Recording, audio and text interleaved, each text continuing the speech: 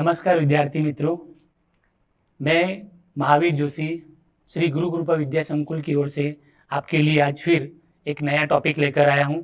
और आज का हमारा हिंदी का ग्रामर का जो टॉपिक है उसका नाम है संधि, जो 10वीं क्लास में भी बहुत महत्वपूर्ण होता है और 12वीं क्लास में भी। दोनों क्लासों में कहीं ना कहीं इसका व्याकरण का टॉपिक होता है जो 2 नंबर का होता है। बहुत सारे विद्यार्थी इस टॉपिक को बार बार पढ़ने के बावजूद भी एन वक्त पर भूल जाते हैं, लेकिन मैं आज आपको कुछ ऐसी ट्रिक्स बताना चाहता हूँ जिसके हिसाब से आप इसको इजीली याद कर सकते हैं और नहीं आपको ये टफ लगेगा, कठिन लगेगा। सबसे पहले आप जब भी किसी टॉपिक को पढ़ना चाहते हैं तो उसके बारे में आपको उसकी पूरी जानकारी होना बहुत ज़रूरी होता है। जैसे हमारा आज का जो टॉपिक है जैसे संधि, तो इसका शाब्दिक अर्थ क्या होता है? शाब्दिक अर्थ से मतलब होता है शब्द से निकलने वाला अर्थ, और शब्द से अर्थ जो भी निकलता है जैसे संधि, तो संधि का शब्द से निकलने वाला जो अर्थ होता है अक्सर हम देखते हैं कि किताबों में हिंदी में भी लीजिए, इंग्लिश में भी लीजिए और दूसरे और जो गुजराती की किताबें हैं उनमें भी देखिए, उसका शाब्दिक अर्थ आप कहीं भी देखेंगे कि संधि करिए, 2 लोगों के बीच में संधि होती है, 2 जो व्यापार करने वाले लोग होते हैं उनके बीच में संधि होती है, 2 देशों के बीच में संधि होती है। तो संधि का शाब्दिक अर्थ यहाँ क्या निकल रहा है? योग करना या फिर जोड़ना। इसके बाद हम आते हैं इसकी परिभाषा पर। तो परिभाषा में कुछ लोग बहुत संदेह में रहते हैं, भ्रमित हो जाते हैं। भ्रमित कहने का मतलब इसलिए हो जाते हैं क्योंकि इसकी परिभाषा और एक समास की परिभाषा, संधि की परिभाषा और समास की परिभाषा में थोड़ा बहुत अंतर जो देखने को मिलता है, बच्चे उसमें कंफ्यूज हो जाते हैं। अक्सर जब हम पढ़ाते हैं तो संधि की परिभाषा और समास की परिभाषा में थोड़ा अंतर ये रह जाता है कि संधि की परिभाषा मतलब 2 वर्णों का योग है, जिसमें आपस में मिलने वाले जो वर्ण होंगे वो 2 वर्ण होंगे। और समास में क्या होता है? आपस में मिलने वाले 2 शब्द। यहाँ संधि जो हमारा टॉपिक है उसमें परिभाषा के तौर पर हम सिंपल और साधारण अक्षरों में ये लिख सकते हैं कि संधि अर्थात 2 वर्णों का योग, अर्थात जब 2 वर्ण आपस में मिलते हैं और मिलने के बाद जो एक विकार उत्पन्न होता है, विकार से मतलब परिवर्तन, और जब भी परिवर्तन होता है तो एक नया शब्द बनता है, और नया शब्द बनता है वो कहीं ना कहीं संधि कहलाता है। तो हम इसी बात पर चर्चा करते हुए देखते हैं कि सिंपल सी परिभाषा है, 2 वर्णों का योग जब भी मिलता है और उससे जो भी विकार उत्पन्न होता है, जो भी परिवर्तन होता है, वही क्या कहलाता है? संधि कहलाता है। ठीक है। अब इसके बाद हम आते हैं संधि विच्छेद। परीक्षा में अक्सर संधि और संधि विच्छेद 2 तरह से पूछा जा सकता है। अगर संधि किया हुआ है तो आपको संधि विच्छेद करना होता है। संधि विच्छेद मतलब अक्षरों को नियम के अनुसार क्या करना? अलग अलग करना। और अगर संधि विच्छेद दिया हुआ है तो क्या करना होता है? संधि करना होता है, मतलब अक्षरों को जोड़ना होता है, योग करना होता है। और योग करना जब भी होता है तो उसके लिए कुछ नियम होते हैं, और उन नियमों को हम जब पढ़ते हैं तभी जाकर हम उनका क्या कर सकते हैं? विच्छेद कर सकते हैं। क्योंकि बिना विच्छेद के अगर हम केवल संधि के शब्दों को याद रखें कि जैसे कोई शब्द है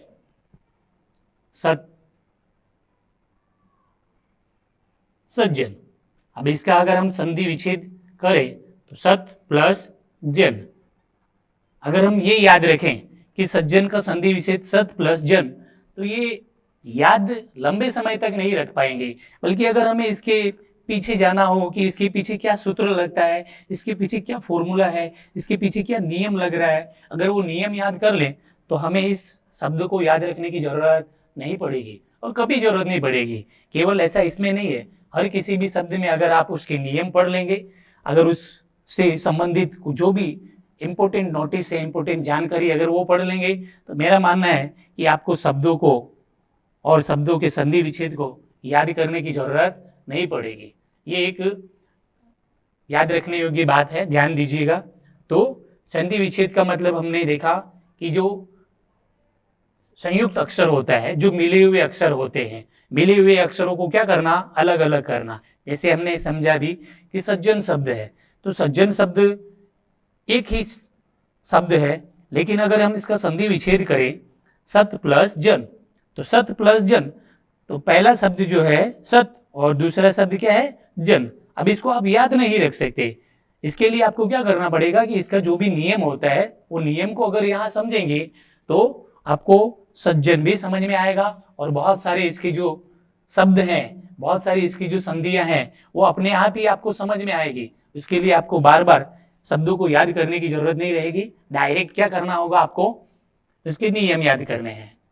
तो संधि विच्छेद से मतलब संयुक्त अक्षरों को नियम के अनुसार अलग अलग करना। जो भी नियम उनके पीछे लग रहे हैं उन नियमों को पढ़िए, उन नियमों के हिसाब से चलिए, तो कहीं ना कहीं अपने आप ये सज्जन शब्द का संधि विच्छेद होगा। और इसके पीछे क्या फैक्ट काम कर रहा है, क्या नियम काम कर रहा है, बस वो याद रखना जरूरी है। ठीक है, फिर हम बात में आते हैं इसके प्रकार पे। संधि जो होती है वो 3 प्रकार की बताई गई है। ठीक है, मुख्य रूप से ये 3 ही प्रकार की बताई जाती है। अब इसके पहला जो प्रकार है वो है स्वर संधि, दूसरा प्रकार जो वो बताया गया है व्यंजन संधि, और तीसरा जो प्रकार है वो है विसर्ग संधि। पहला जो हमारा प्रकार है स्वर संधि, फिर ध्यान दीजिए, दूसरा प्रकार है हमारा व्यंजन संधि, और तीसरा जो हमारा प्रकार है वो है विसर्ग संधि। अब स्वर संधि जिसको हम फिर से पढ़ते हैं, तो कहीं ना कहीं इसके भी बहुत सारे प्रकार हैं।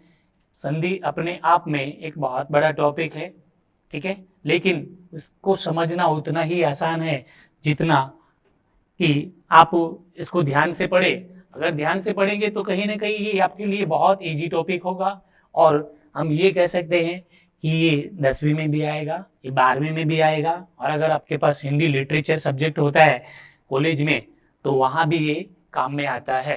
ठीक है, और कंपटीशन के बहुत सारे जो एग्जाम होते हैं उन एग्जामों में ये संधि आपको बार बार याद करने की जरूरत नहीं पड़ेगी, और वो अपने आप कहीं ना कहीं अगर हम नियम याद किए तो नियम हमें कंपटीशन के सभी एग्जामों में काम आने वाले होते हैं। अभी आज का जो हमारा टॉपिक है स्वर संधि, ठीक है, स्वर संधि को हमने फिर से पढ़ना है कि स्वर संधि क्या होता है, इसको स्वर संधि नाम क्यों दिया गया है। बात करते हैं स्वर।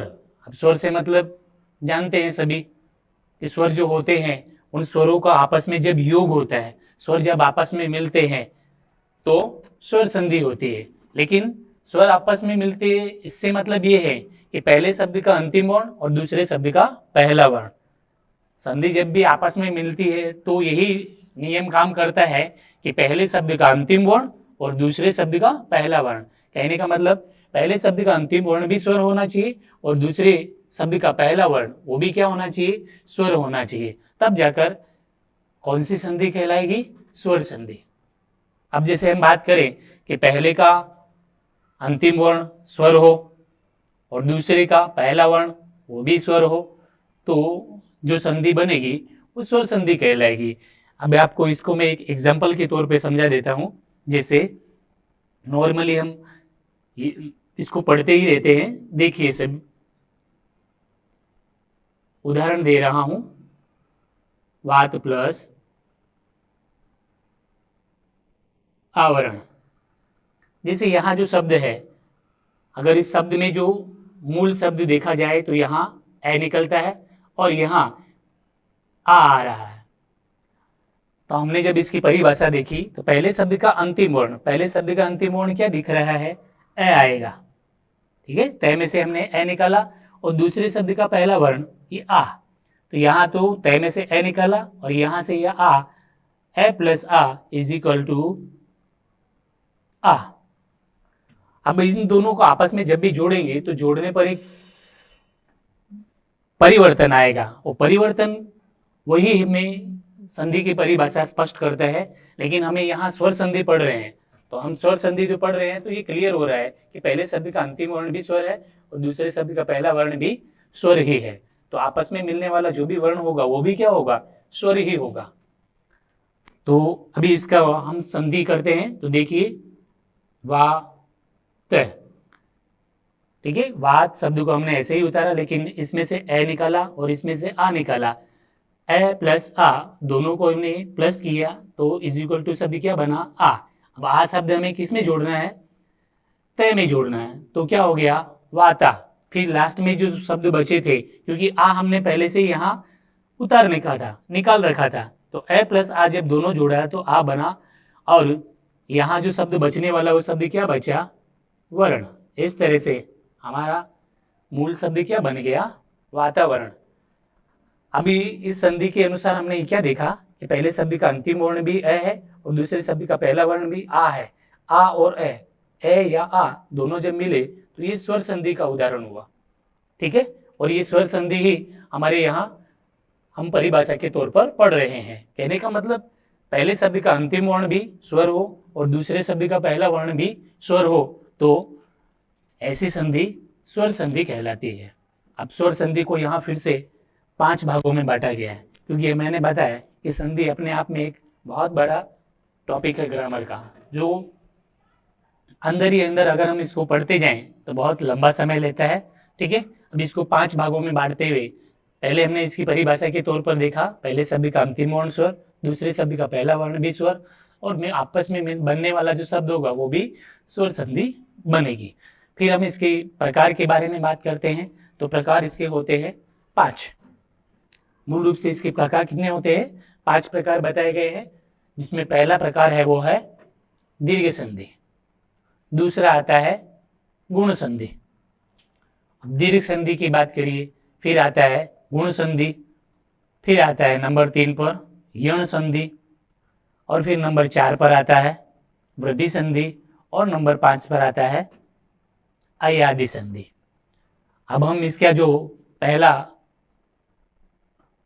टॉपिक है स्वर संधि का, और स्वर संधि का पहला टॉपिक है दीर्घ संधि। अब इस शब्द को भी जब आप देखेंगे तब ये शब्द अपने आप में ही अपनी परिभाषा दे रहा है। ध्यान से देखिए, दीर्घ स्वर संधि, दीर्घ मतलब बड़ा, दीर्घ शाब्दिक अर्थ क्या होता है, बड़ा, और स्वर आपस में मिलने वाले जो भी स्वर होंगे वो स्वर, और संधि जब आपस में कोई भी स्वर मिलते हैं, चाहे छोटा हो चाहे बड़ा हो, या फिर बड़ा हो चाहे छोटा हो, या फिर आपस में मिलने वाले दोनों वर्ण क्या हो, बड़े बड़े हो, तो जब भी ये स्वर आपस में मिलेंगे तो मिलकर क्या होंगे, दीर्घ होंगे। क्या होंगे, दीर्घ। और ये दीर्घ होना ही दीर्घ संधि की परिभाषा को स्पष्ट करता है। अब इसके जो सूत्र होते हैं कि आपस में मिलने वाले दोनों वर्ण क्या होते हैं, कहीं ना कहीं हमेशा दीर्घ होते हैं। छोटे और छोटे आपस में मिलेंगे तब भी बड़े बनेंगे, बड़े और बड़े मिलेंगे तब भी बड़े बनेंगे, बड़े और छोटे मिलेंगे तब भी बड़े ही बनेंगे, और छोटे और बड़े मिले तब भी बड़े। इसका एक फॉर्मूला जो है मैं यहाँ आपको लिखा देता हूँ, थोड़ा ध्यान दे सभी। ए प्लस ए इज इक्वल टू आ। ठीक इसी तरह का ए प्लस आ इज इक्वल टू आ। नंबर तीसरा आ प्लस ए इज इक्वल टू आ। ठीक इसी तरह से आ प्लस आ इज इक्वल टू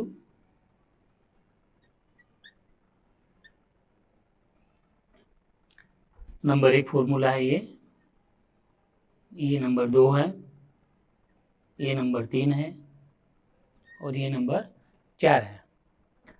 सबसे पहला फॉर्मूला देखिए, जब भी मैंने इसकी परिभाषा समझाई कि दीर्घ संधि मतलब आपस में जब भी वर्ण मिलेंगे तो सब दीर्घ ही बन रहे हैं। अब पहला जो उदाहरण है वो देखिए आप, ए छोटा स्वर है और आज सामने उसके जो दूसरा स्वर है वो भी क्या है, छोटा है। ए प्लस ए इज इक्वल टू आ, बनने वाला शब्द क्या बन रहा है, दीर्घ बन रहा है। ठीक इसी तरह से दूसरा जो इसका फॉर्मूला है, दूसरा जो इसका सूत्र है वो भी देखिए, ए प्लस आ, इससे भी बनने वाला जो स्वर है वो कौन सा हो रहा है, दीर्घ हो रहा है। फिर हम तीसरे पर आते हैं, तो तीसरे वाला जो इसका स्वर है वो आ प्लस ए, बनने वाला शब्द क्या बन रहा है, वो भी दीर्घ स्वर बन रहा है। और चौथा जो फॉर्मूला है आ प्लस आ, बनने वाला शब्द यहाँ भी क्या बन रहा है, आ बन रहा है। तो इन चारों फॉर्मूलों में, इन चारों सूत्रों में हम एक बात क्लियर समझ रहे हैं कि आपस में मिलने वाले जब भी स्वर बनेंगे, यह स्वर आपस में मिलते हैं, चाहे छोटा हो चाहे बड़ा हो, चाहे बड़ा हो चाहे छोटा हो, चाहे छोटा छोटा हो चाहे बड़ा बड़ा हो, लेकिन जब भी वो आपस में मिलेंगे तो मिलकर क्या बनाएंगे, दीर्घ स्वर बनाएंगे। ठीक है, क्या बनाएंगे, दीर्घ स्वर। इसीलिए इस संधि को नाम दिया गया है दीर्घ स्वर संधि, क्योंकि जब भी छोटे और छोटे, जैसा कि हमने एग्जाम्पल में देखा इसके फॉर्मूले के तौर पर, इसके सूत्र के तौर पर ही, अब हम इसके उदाहरण देखेंगे तो अपने आप ही हमें समझ में आएगा कि ए प्लस ए आ कैसे बन रहा है। ठीक है, ए प्लस आ कैसे बन रहा है। ठीक इसी तरह से आ प्लस ए आ कैसे बन रहा है, और आ प्लस आ कैसे बन रहा है। आप चारों स्थितियों में देखिए, चारों कंडीशन में देखिए, बनने वाला जो भी स्वर है वो क्या बन रहा है, दीर्घ ही बन रहा है। अब हम इसके पहला जो फॉर्मूला है उस पहले फॉर्मूले पर जाते हैं। हमारा पहला फॉर्मूला है ए प्लस ए इज इक्वल टू आ, ए प्लस ए इज इक्वल टू आ। अब इन स्थितियों में जब हमने देखा कि छोटा है प्लस छोटा है आपस में मिलकर क्या बन रहे हैं, आ बन रहे हैं। ठीक इसी तरह से हमें यहाँ जो भी उदाहरण लेना है उस उदाहरण में भी हमें क्या करना है, ए प्लस ए दोनों को मिलाकर जो भी बड़ा वर्ण बनेगा वो कौन सा कहलाएगा, आ वर्ण ही कहलाएगा। Thank you.